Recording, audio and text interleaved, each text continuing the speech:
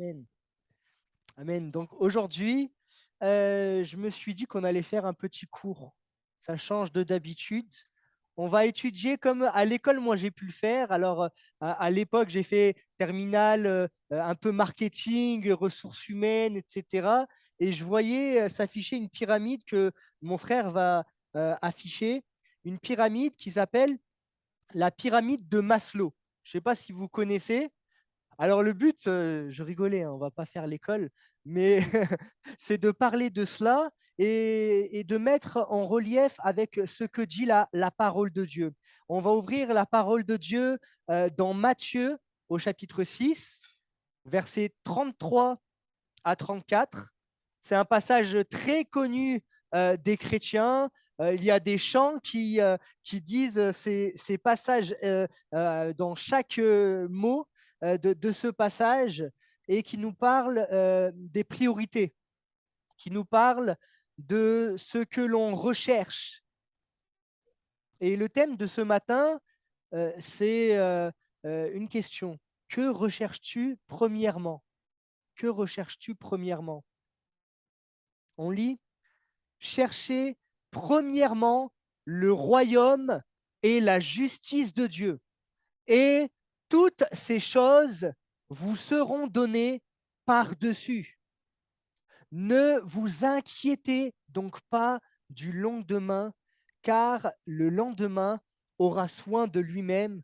À chaque jour suffit sa peine. Amen. Cherchez premièrement le royaume de Dieu, la justice de Dieu et toutes ces...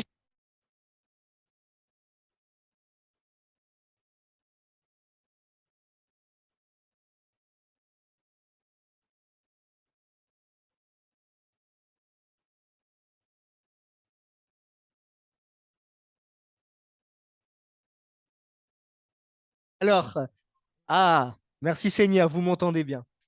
Alors, on va parler de ce que dit la parole de Dieu et on va revenir à cette fameuse pyramide, pyramide qu'on appelle pyramide de Maslow. En fait, c'est un outil que un homme psychologue a mis en place et qui est utilisé dans les entreprises pour notamment vendre des produits aux personnes. Et l'idée, en fait, c'est de réfléchir aux différents besoins de chaque être humain, de réfléchir à ces besoins, de les définir, de les catégoriser et de mettre une hiérarchie sur les besoins. Voilà comment cet homme, ce psychologue, a vu la chose. Et il s'est mis en tête voilà, qu'il y avait cinq types de besoins particuliers et qu'il y avait une échelle. On va dire en bas, c'est la base, et en haut, c'est une fois que tu as avancé dans ces besoins qui sont primaires, se loger, se vêtir, etc. Voilà comment cet homme a conçu la chose. Et lui, il était psychologue, donc il envisageait vraiment cette chose-là en pensant que pour lui, c'était comme ça que ça fonctionnait. Ça a été réutilisé ensuite par les gens qui veulent te vendre des produits, le marketing, etc. Et dans notre société actuelle, cette pensée-là, elle est aussi utilisée par ceux qui font du développement personnel, les coachs de vie, etc. Et j'aimerais parler de cette pyramide, non pas comme si elle était la vérité, parce que nous, la vérité, nous savons qu'elle est dans la parole de Dieu, mais surtout pour, comment dire, approfondir ce sujet qui paraît intéressant et déconstruire des choses qui ont été mises en place dans les pensées de chacun d'entre nous, volontairement, consciemment par cette chose-là ou inconsciemment. Et c'est important de savoir ce que le monde pense pour justement savoir si on est raccord avec ce que le monde pense ou on est plutôt raccord avec ce que Dieu pense. Voilà, peut-être que ça va vous faire paraître un peu scolaire, mais ce n'est pas du tout le but. Je vais essayer d'être clair, d'être simple. En fait, à l'école, dans les entreprises, etc., on apprend à fournir un produit en fonction du besoin du client. Et voilà, par exemple, si quelqu'un a besoin de se nourrir, et il est en difficulté pour manger, etc., alors la personne qui veut à tout prix te vendre quelque chose, même à une personne qui a besoin de se nourrir, qui est en difficulté, va dire, par exemple, on va lui proposer un prêt bancaire qui est facilement remboursable. Voilà. Ça veut dire que la personne qui est en difficulté financière, qui peine à manger, on va lui dire, je vais t'aider en te proposant un prêt bancaire, sauf qu'il y aura des intérêts à la fin, etc. Et puis, la personne va s'enrichir sur la personne qui a déjà des difficultés à simplement se nourrir. D'un besoin humain, ces personnes vont saisir comme une opportunité. On ne va pas proposer à cette personne un plan d'épargne logement pour qu'elle achète un logement parce que pour ces personnes-là, ça ne répond pas à leurs besoins. Donc en fait, quand on considère humainement cette pyramide et ce qu'il y a derrière, ça semble quand même plutôt bien pensé, ça semble plausible, ça semble logique, etc. Et revenons à la parole de Dieu qui dit, cherchez premièrement le royaume et la justice de Dieu, et toutes ces choses-là vous seront données par-dessus. On voit que la pensée de Dieu, elle diffère de la pensée du management, du marketing, de tout ce que ces hommes haut placés veulent mettre en place et susciter comme désir en nous. Moi, je trouve que dans cette vision-là de la chose, j'espère que vous avez bien pu voir ces différents items, les besoins physiologiques en premier, dormir, manger, se vêtir, les besoins de sécurité en deuxième, se loger, avoir un emploi, être en sécurité physique, mentale. Le troisième point, les besoins d'appartenance affectif, besoin d'amour, besoin d'appartenir à un groupe, besoin d'estime, besoin de s'accomplir, etc. Lorsqu'on lit ça, on trouve que tout semble totalement logique. Et il y a des choses à prendre en compte, des choses qui sont bien pensées, mais j'aimerais mettre en évidence des choses qui, là-dedans, doivent être mises en relief avec la vérité de la parole de Dieu. Alors, premièrement, j'aimerais nous rappeler que ça, c'est un outil marketing.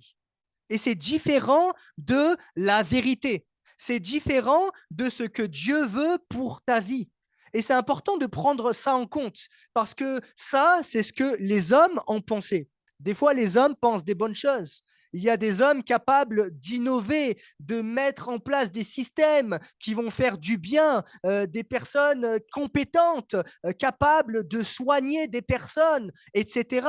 Et ça, merci Seigneur, parce que c'est Dieu qui a permis aussi qu'il y ait des hommes capables de créer des choses, etc. Mais il n'y a rien de nouveau sous le soleil, hein. Si les hommes ont été capables de créer quelque chose, c'est que Dieu déjà l'a rendu possible et ils se sont inspirés de choses existantes. Quand on crée une caméra sur, on va pas citer de marque, mais sur les téléphones bien connus qui coûtent 1 500 € là, avec des qualités d'image extraordinaires, ces hommes s'inspirent de quoi? De l'œil d'un être humain. Et finalement, il n'y a rien de nouveau sous le soleil, ce n'est qu'une pâle copie de ce que Dieu a déjà fait. Ce sera jamais aussi efficace que l'œil d'un être humain. Alors faisons attention à ces outils-là qui sont des outils de marketing. Ça veut dire qu'ils sont utilisés par les hommes pour vendre. Les hommes analysent nos besoins, ils analysent nos insatisfactions, parfois nos souffrances, et malheureusement, dans ce cas-là, en tout cas, dans le but de vendre. Heureusement que Dieu n'est pas comme ça. Dieu n'est pas comme ça. Et lui, quand il voit nos difficultés, quand il voit nos besoins, nos insatisfactions, il prend en compte les choses. Et il va nous dire, comme nous dit ce texte qu'on a lu, de quoi as-tu réellement besoin? Et ce passage, je ne vous l'ai pas lu dans son intégralité, dit, mais finalement, qu'est-ce que tu recherches premièrement? Est-ce que tu recherches les besoins physiologiques, premièrement, te nourrir, te loger, te vêtir? Est-ce que c'est ça qui te mène à réfléchir dans le quotidien ou est-ce qu'il y a bien plus que cela? Et le Seigneur nous invite par ces passages à prendre de la hauteur, à prendre de la hauteur et à réfléchir sur le sens de notre existence, notre quotidien. De quoi est-il fait? De quoi dois-je le remplir? Quelles doivent être mes pensées au quotidien? Et est-ce que c'est à moi de m'occuper, à réfléchir, à passer toute mon énergie sur certaines choses qui sont banales? Banal, alors je ne veux pas choquer parce que pour certains, se nourrir, se vêtir, se loger, c'est la difficulté dans le quotidien. Alors je ne dis pas que tu ne dois pas te soucier de ces choses-là, mais j'aimerais te rappeler que Dieu t'aime. Et c'est Dieu qui veut solutionner, répondre à ces besoins-là. Heureusement que Dieu ne fonctionne pas comme ces hommes-là qui veulent à tout prix nous vendre des choses. Vous imaginez réfléchir à ce que pensent les hommes dans leur but unique de leur vendre quelque chose, de s'enrichir, de faire un gain sur le malheur ou la difficulté ou l'insatisfaction de quelqu'un. Il y a des produits qui sont payants. On va mettre des fortunes. J'ai cité les téléphones. Parfois, on va mettre des fortunes. Excusez-moi, moi, ma première voiture, elle a coûté 1 000 € et elle roulait. Hein. C'était pas la folie. Mais quand je vois les téléphones à 1 500 €, Seigneur, mais ta grâce. Un téléphone à 1 000 € à la base, comme diraient les plus anciens parmi nous, à la base, un téléphone, c'est fait pour téléphoner. Les premiers prix sont à 20 € et des fois 1 500 €. C'est plus qu'un salaire pour certains d'entre nous. Il y a des produits qui sont payants. Et parfois, on va être attiré par ce qui brille, par ce que les autres ont et que moi, je n'ai pas. Et comme le montre cette pyramide, elle prouve l'insatisfaction des gens. Et elle dit, en fait, tant que tu n'as pas atteint le premier palier, entre guillemets, tu ne peux pas chercher à obtenir de l'autre, d'acheter finalement de lui cette envie, ce désir d'aller au-dessus. En fait, j'ai besoin de me nourrir, de me loger. Donc, en fait, l'estime de moi, pour eux, c'est pas important. Ces personnes ne vont pas être prêtes à consommer pour de l'estime de sa personne. Vous voyez? Ils vont être basés sur la nourriture, le logement, le vêtement, etc. Ils vont être basés sur ces besoins-là primaires. Et ces personnes-là du marketing qui cherchent à te vendre des choses vont te dire, mais pour ça, je sais que tu es prêt à payer pour nourrir, pour manger, pour le loyer. De toute façon, tu n'as pas le choix, c'est la base. Par contre, est-ce que tu vas être prêt à payer pour de l'amour, de l'affection? Est-ce que tu vas être prêt à payer pour avoir des connexions sociales? Par exemple, les réseaux sociaux, certains disent ah, bientôt ils seront payants, etc. Et dans l'avenir, les gens seront prêts à payer, comme voilà, des sites de rencontres payants, etc., pour avoir des liens sociaux, pour rencontrer des personnes, pour sentir qu'on est aimé. Les personnes seront prêtes à payer et pour eux, c'est voilà, dès que le besoin premier est passé. On est OK avec ça? Et ça, c'est les hommes qui fixent ces choses-là. Ces hommes vont fixer ces choses-là et vont mettre un prix à toute chose. Ils vont mettre un prix pour de la nourriture, un prix pour que tu aies des connexions avec les hommes et les femmes, que tu puisses t'entendre avec eux, un prix pour être épanoui, un prix pour même respirer s'il le faut. Ça, c'est le monde actuel. Payer pour toute chose. Et il y a des personnes qui vont me dire, mais certaines choses, elles sont gratuites. J'ai cité les réseaux sociaux. Moi, je vais sur les Facebook, les Instagram, etc. C'est gratuit. Mais un homme sans vouloir citer son nom, il y a eu plusieurs personnes qui ont cité cette phrase, qui a dit, mais s'il y a un produit qui est gratuit, c'est qu'au final, c'est toi qui es le produit.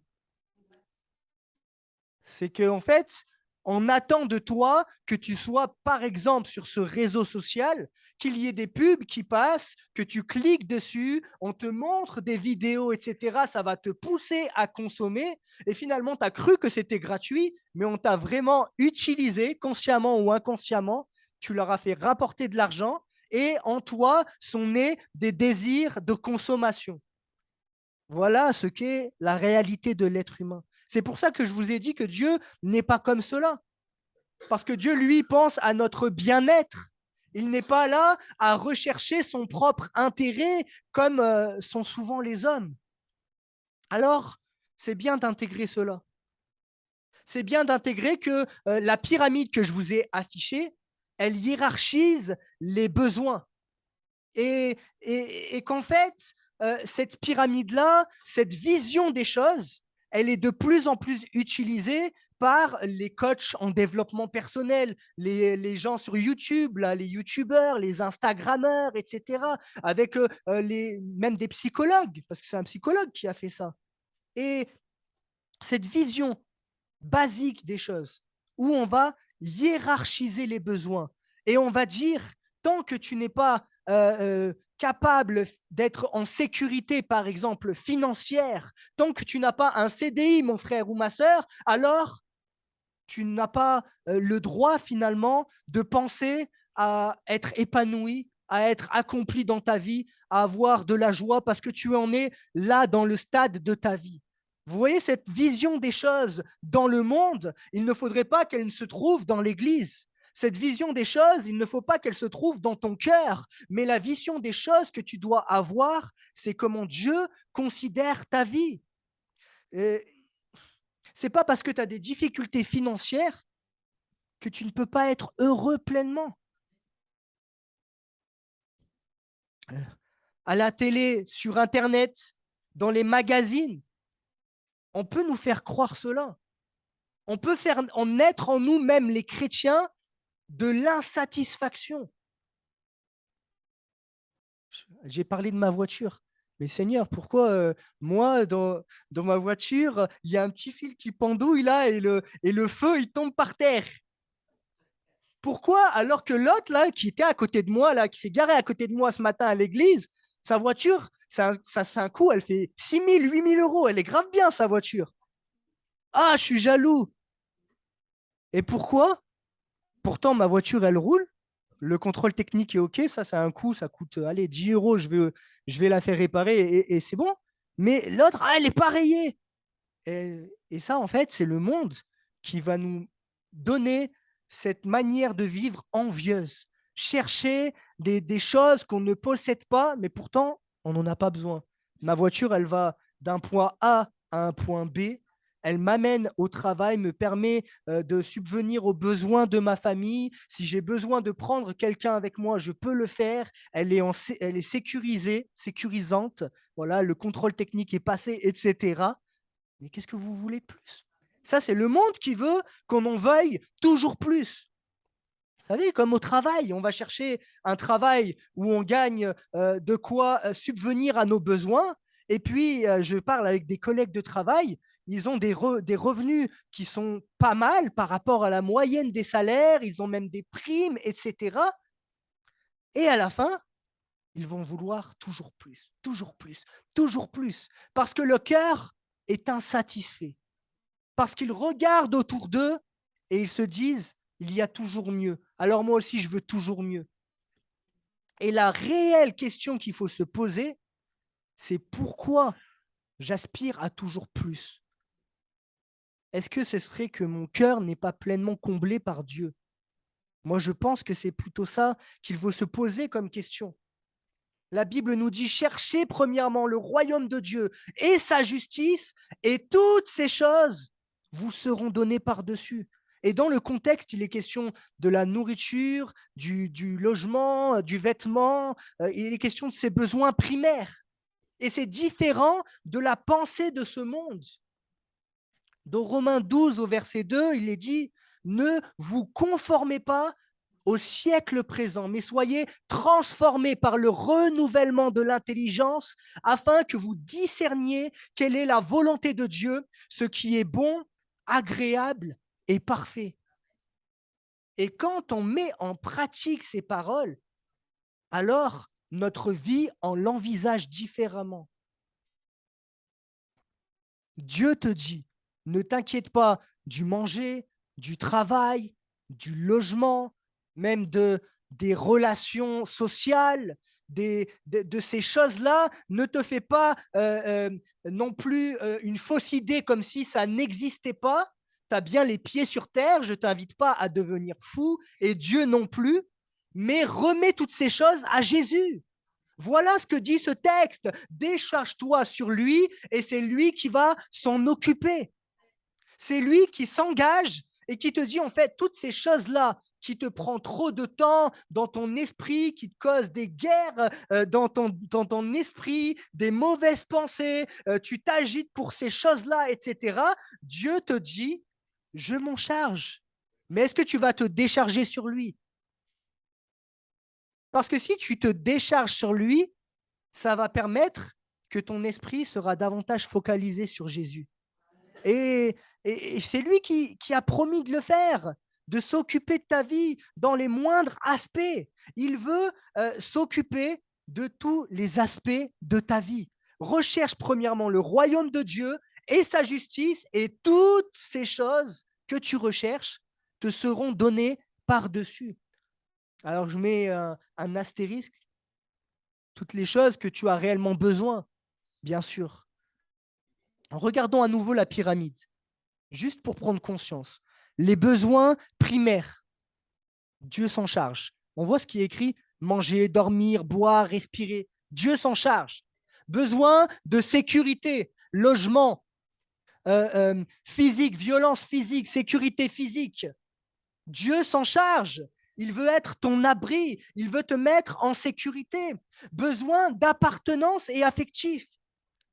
Dieu veut devenir ton Père céleste. Dieu t'a donné en la personne de l'Église une famille. Tes frères, tes sœurs ici. Peut-être que tu n'as pas une famille. Peut-être qu'elle s'est disloquée, etc. Mais tu as une famille en Christ. Dieu veut réconcilier aussi les familles, on en a parlé. Besoin de sécurité, il s'en charge. Besoin d'appartenance, il s'en charge. Besoin d'estime, j'ai perdu toute confiance en moi, je suis brisé, la vie m'a détruite, etc. Dieu s'en charge, il veut reconstruire ton cœur. Non pas que ça devienne de l'orgueil. Besoin de s'accomplir, épanouissement personnel, réalisation de soi, etc. Seigneur, ta grâce.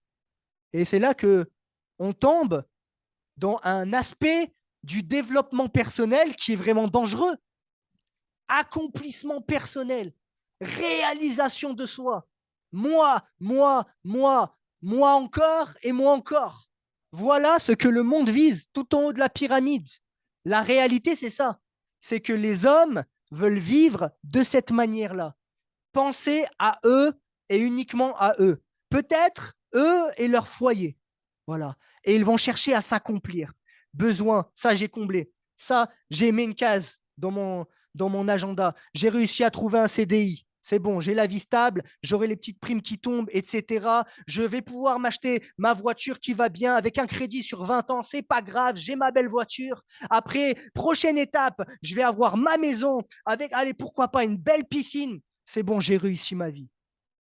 Je suis accompli, épanoui. Et après ça, on fait quoi? Est-ce que Dieu, il existe encore? Est-ce qu'il y a la vie éternelle encore? Est-ce que mon prochain, il existe encore? Ou est-ce que je suis pleinement dans ma bulle? C'est ça la réalité. Pourquoi je vous ai montré cette pyramide? Moi, les cours, ça fait quelques années que j'ai passé au-delà. Mais on comprend l'état de ce monde au travers de cette pyramide. C'est pour ça que je vous ai dit, ne la prenez pas telle qu'elle. Parce que le monde veut nous enseigner des choses. C'est bien de recevoir un enseignement scolaire, etc. Accroche-toi à l'école, mon frère, qui est au collège, au lycée, ma sœur. Mais attention, certains enseignements divergent de la parole de Dieu. Il y a des différences notoires et on a besoin de revenir à la parole de Dieu. La volonté de Dieu, ce n'est pas ça. On pourrait passer notre vie à côté, rechercher les choses de ce monde, passer à côté de la raison de notre existence sur cette terre. La raison de notre existence sur cette terre, c'est qu'il y a Dieu qui nous aime. Il a voulu que nous naissions sur cette terre et il veut se révéler à nous. Il veut avoir une relation avec nous. Il veut nous sauver. Il y a plus que cette vie. Il y a l'éternité. La vie sur cette terre, ça passe très vite. Certains disent, j'ai tout le temps devant moi. Malheureusement, j'ai connu des mineurs ayant fait des accidents de voiture et ayant perdu la vie. Il y a plus que la vie ici-bas. Il faut prendre du recul ou de la hauteur, peu importe comment on appelle cela, faire le point sur notre vie et considérer ce qui est réellement important. Que recherches-tu premièrement dans ton quotidien? Et quand je dis premièrement, ce n'est pas je vais mettre un créneau dans mon agenda, allez, pendant 2 heures, je viens à l'église un dimanche matin, mais je veux rechercher premièrement le royaume et la justice de Dieu. C'est plus qu'une distraction. Vous savez, comme on va à un spectacle, là, à côté, il y a Monster Trucks qui vient d'arriver. Là. On vient à 2 heures, on amène les enfants, etc. Et puis, c'est bon, on passe à autre chose. Mais la vie chrétienne, la relation qu'on doit avoir avec Dieu, c'est plus qu'un créneau dans notre agenda. C'est plus que cela, c'est plus que des réunions, c'est plus qu'un même un moment chez moi où je vais lire la Bible et c'est déjà pas mal si tu le fais, merci Seigneur. Mais ça doit faire partie de ton quotidien non pas tout plein de rituels, même lire la Bible, c'est un bon rituel, on va dire dans le sens spirituel, mais c'est ta relation avec Dieu. Comment tu vis ton quotidien? Est-ce qu'au travail, est-ce qu'au collège, au lycée, même à la maison, dans tes relations avec les personnes que tu côtoies, est-ce qu'il y a Dieu?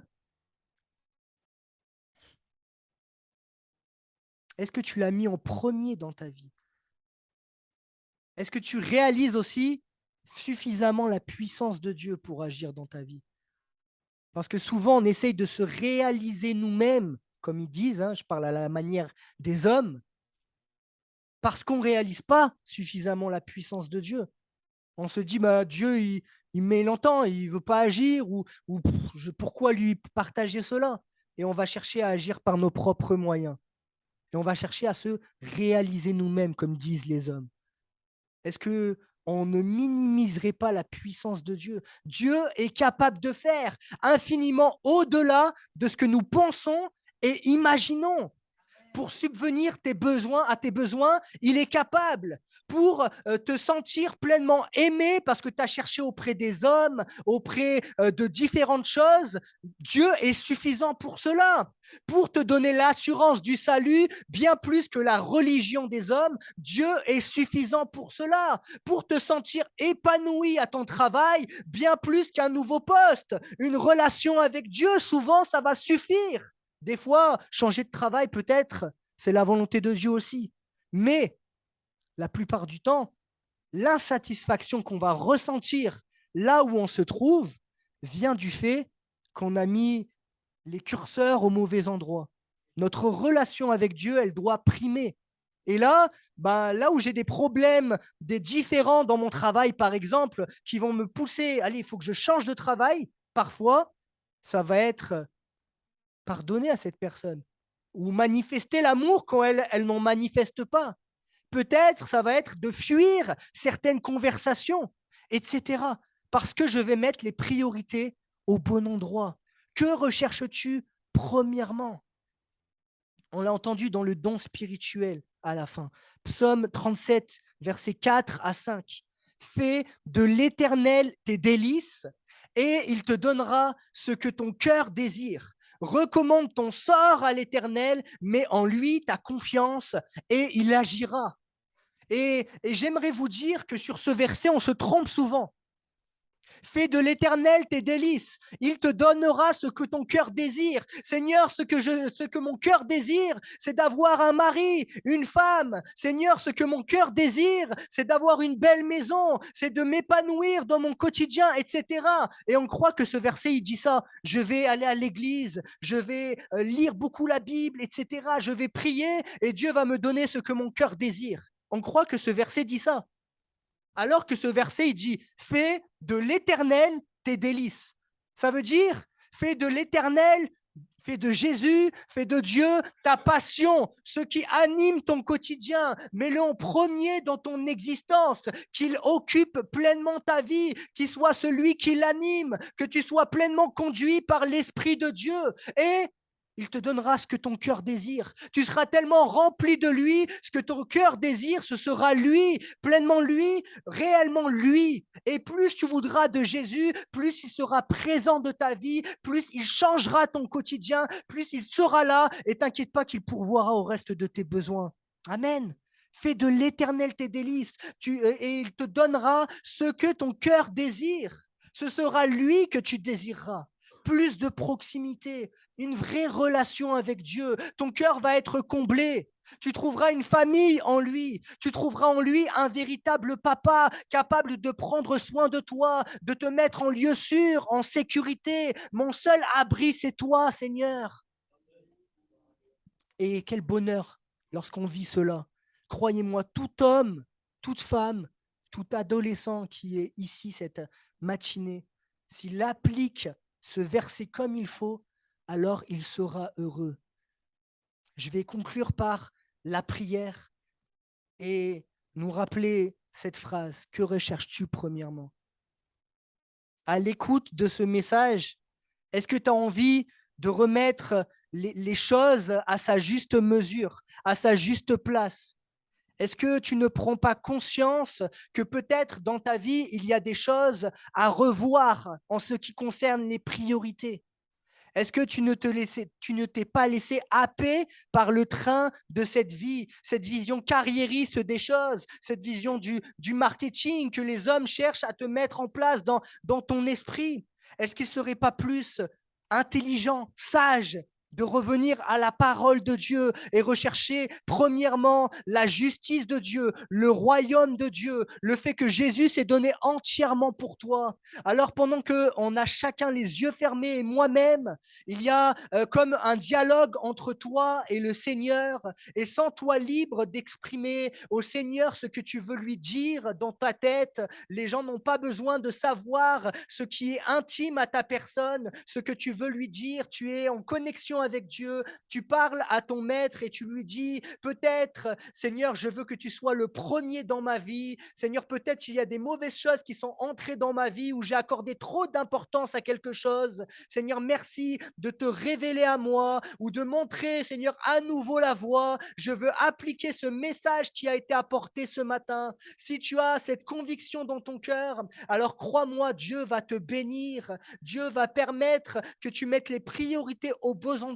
Il va permettre que cela devienne possible. Seigneur, merci pour cette matinée où nous sommes devant ta face. Seigneur, ce message, il est tout simple. Seigneur, c'est le message, Seigneur Dieu, prioritaire qu'on devrait avoir dans nos églises et qu'on a, je le crois. Seigneur, on veut te mettre en premier dans nos vies. On veut que tu sois, Seigneur, celui qui est le plus considéré dans nos vies, que les autres choses, Seigneur Dieu, même si elles ont de l'importance, même si des fois ça cause des difficultés dans notre quotidien, Seigneur, ces choses-là, on ne veut pas, Seigneur, s'en inquiéter comme si tu n'avais pas la puissance suffisante pour agir.